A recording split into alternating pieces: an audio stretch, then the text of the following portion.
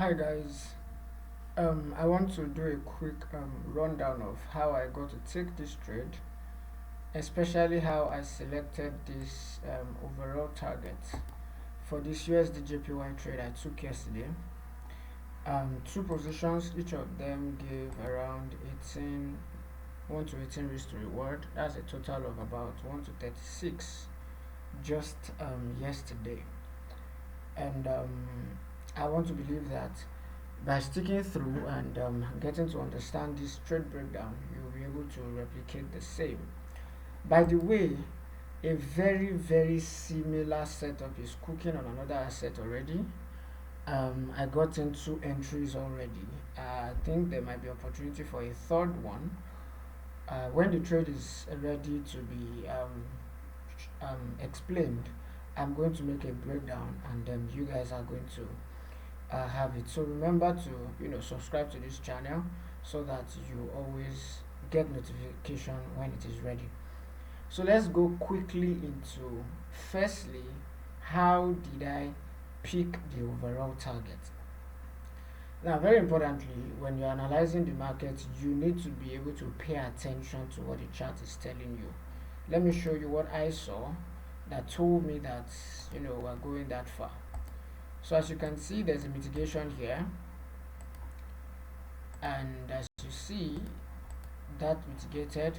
Let me just follow it how it actually happened. So this place was mitigated by this, so this mitigated this, and then you notice that this was also mitigated, so there's a mitigation here. All right, and then there's another mitigation here. So altogether, only in this line we already have 1, 2, 3, 4, 5. What do you call that? That's multiple mitigations, right? Basic English. Many mitigations, multiple mitigations. And yes, the reality of the market is that more often than not, multiple mitigations, equal.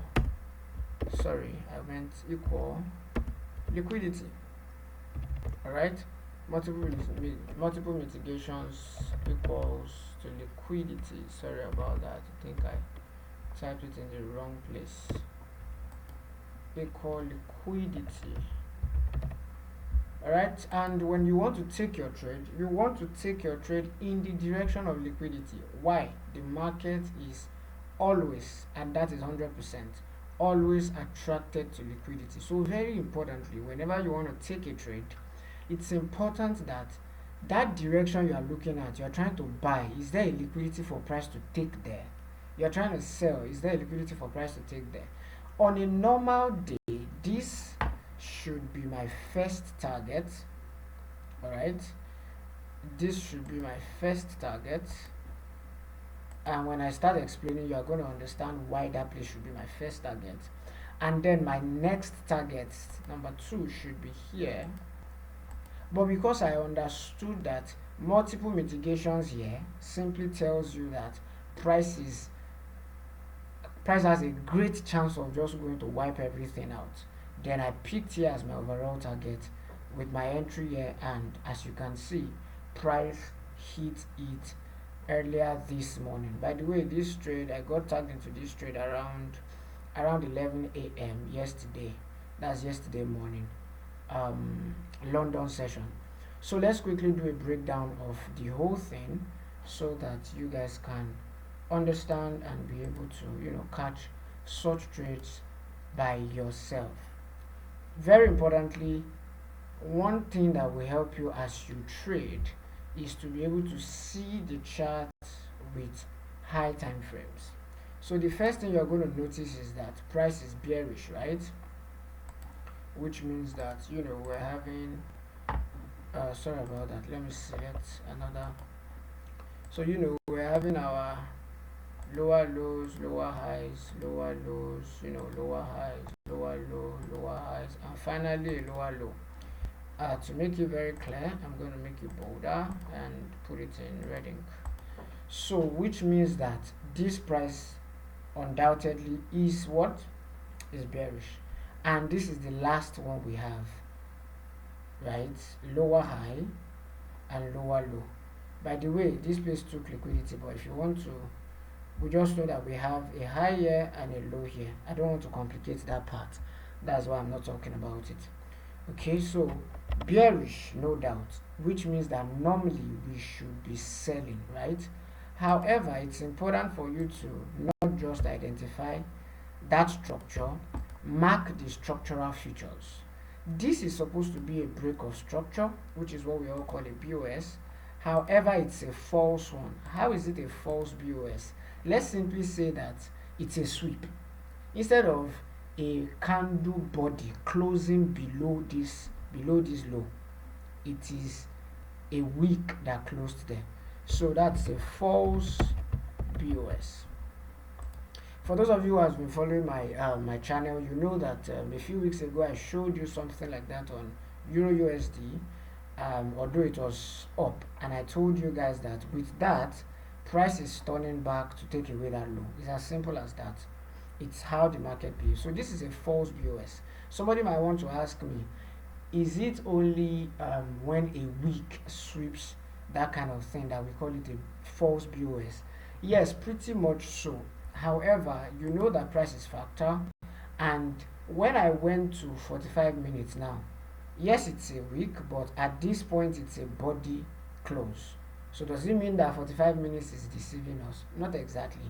What makes it a false BOS, apart from the fact that it's a wick, is another thing. After breaking it, price did not continue downwards. A proper BOS is supposed to be price broke it and then continued downward. At least let's see some multiple candles after it. But this is just fine. Price broke it with a candle close, but the same candle that broke it here was equally immediately rejected. So we cannot really say that this thing has broken structure per se. I hope that makes enough sense. But when you now go on higher time frame, you see it much more clearly. It is clearly a rejection. So that is a false break of structure. Now, when you have a false break of structure, you want to mark out the range. That's the overall high that led to that false break of structure.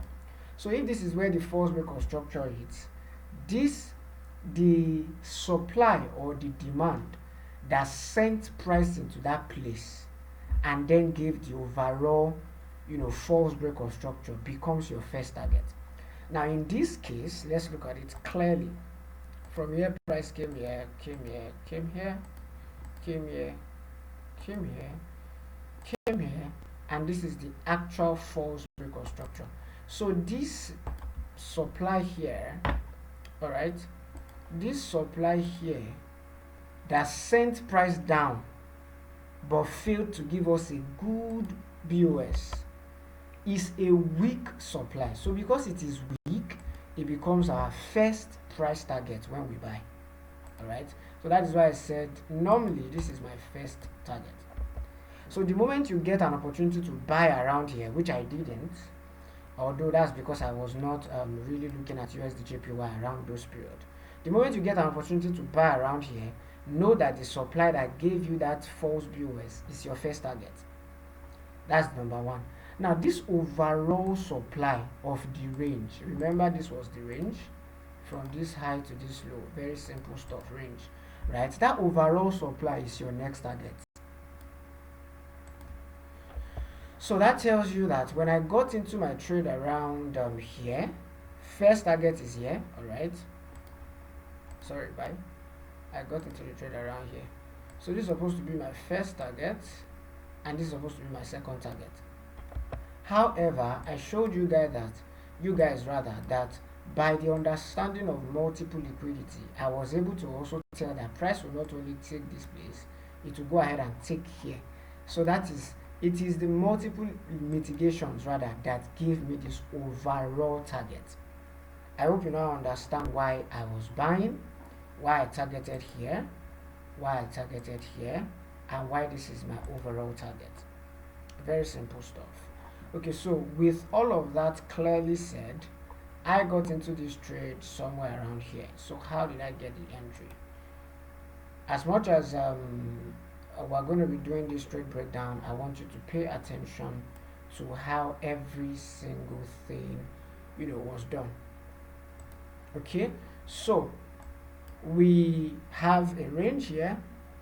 If you see my analysis, you know that I do a lot of marking out my range. Why? Because I want to buy from discount, and if I must sell, I want to sell from premium. And as you can see, all these sales happened from premium. The sell here, premium, the sell here, premium, the sell here, premium, down to the sell here, premium, the small sell here, premium, the small sell here, premium. And look at the buys. A buy happened here from discount, another small buy here, discount, buy from discount, buy from discount, buys will happen from discount, sales will happen from premium. Okay, so very importantly, as at when I was going to take the trade, price was here. All right, price was somewhere around here, and I already knew from what we have here that here is the first target, here is another target, and here is overall target. So what am I looking to do? I'm simply looking to buy, and then the next thing you want to do is follow the buy structure. All right, price started buying from somewhere around here, came into here. As you can see, liquidity was swept here, and then we broke structure upward. All right, we came back and swept liquidity again, and then we broke structure down into here. We have a little liquidity here, so price was around here. How was I going to enter into this trade? Remember, anything from here to here, I'm looking for buys because that is my discount, right? Okay, so I have a protected low here. For those who don't understand the idea of protected low, you probably want to look forward to more of my videos so that you get to understand them. But the idea is price swept liquidity around here, all right, and then broke structure upward here, and everything is happening where? Within discount. So simply I knew that I needed to look for my entries around here, and to make things quite quick, so we don't start going into the details of how I took the entry and all that. So simply this would have been the first entry with the overall target in mind. Sorry, that's supposed to be a buy. This would have been the first entry with the overall target in mind. Alright, that would have been a 1 to 7. And then on a lower time frame, after price reacted from this place, I got an entry here. For those of you who follow my chart, once again, you know that I usually mark my entry with 2 lines, something like this. So it's usually something like this, and I just waited around there and took a buy from here. But no matter how tiny your entry is supposed to be, it is just wisdom for you to, this is supposed to be my SL, it's just wisdom for you to give some gaps, especially because of spread. So I left just a small gap there. Alright, I'm not saying that this is the exact entry I took, I'm just showing you. You know that the way I take my entries is unique to me, very unique to how I trade. It's not something you are going to see other people teach and talk about. It's very, very unique, and but it was something around here. And then when price got here, came down, anybody would be thinking that, okay, since price did not break this structure, we're supposed to go down. I had a little of that too, but I knew that as a result of the, what we had here, false break of structure, this high needed to go out first, and then this, right? So because of that, all I needed to do was do my analysis again and see where I can possibly add another position, and that is where I got something around here. I'm just picking it arbitrarily rather. I'm not saying this is the exact entry I used. Okay, we're not going into the detail of how I picked the PY. I just wanted to give you a trade breakdown. So it was something like this, and again to overall target. So just pretty much so, and that was how I took this trade. Remember, I didn't enter on this one. Yeah, it was these continuations that I took, and that gives you a very clear understanding of how I got into these two positions for USDJPY. Pretty simple stuff. Something that occurred to me this morning as I was just studying is the fact that at the end of the day, all that a trader needs to be able to do is wait for price to present you good setups. That's all. Imagine a single setup that started from here and I didn't even get into it here. I didn't get in here. I didn't get in here. I still did not get in here. I just managed to get in around 50% of the whole move, and I was still able to catch a 1 to 36 risk to reward. So if only we can wait and allow price to give us what we need to see, allow price to show you his hands that this is where I want to go, and all you need to do is tag along. We can make a whole lot from this market. But the problem most traders have is that every single day you want to catch trades. You see, you need to fix that mindset. Let higher time frames talk to you and catch solid moves. Yeah, catch solid moves. This is USDJPY, and this is just me catching 105.8 pips. You know that this is a lot for a pair like USDJPY, and I didn't even catch it from the bottom. It's as simple as that, guys. Subsequent videos are going to drop, especially when the next trade I'm currently on, and I'm looking to add a third entry when it is done. Hopefully I'm going to have that result, and then I'll be able to give you guys a breakdown. You'll be able to add that to your arsenal. Alright guys, I would appreciate that you share this video with your friends and colleagues, and that I also drop my trade recap, breakdown in screenshots and all that in my Telegram channel. So feel free to request for that so you can join me there. All of it, they are all free. Everything is free. Okay. Thank you for sticking through. I hope that this helps you to understand your charts a lot better. Happy trading, guys.